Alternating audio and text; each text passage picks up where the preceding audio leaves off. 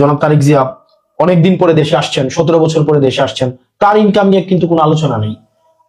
এতদিন পরে উনি এসে আপনার হচ্ছে উনার অর্থ কিভাবে সংস্থান হচ্ছে, উনার জীবন নির্বাহ কিভাবে হচ্ছে, উনি কিভাবে এত বড় শোডাউন দিচ্ছেন, উনার নিরাপত্তার যে অর্থ সেটা কোন জায়গা থেকে সংগ্রহ করা হচ্ছে, এই বিষয়গুলো কিন্তু নিয়ে কেউ প্রশ্ন করছে না। একজন না, আপনি একটা ব্যক্তিকেও আপনি দেখবেন না সেগুলো নিয়ে প্রশ্ন করতে।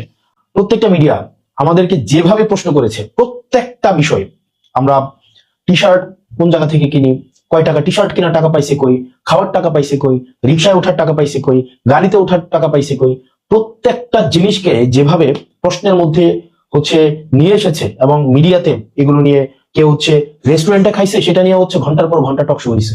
আপনার গত হচ্ছে আপনার জাস্ট এই কিছুদিন আগ পর্যন্ত টক শো হয়েছে। অথচ এই মিডিয়ার চরিত্রটাই দেখেন, বা যারা টক শো করছে এখন বিভিন্ন মিডিয়াতে, তাদের চরিত্রটা দেখেন। গত 15-20 দিন ধরে আপনি দেখবেন না যে তাদের এই এই আলাপগুলো এখন টক শোতে আছে। আপনি দেখবেন বিএনপি হচ্ছে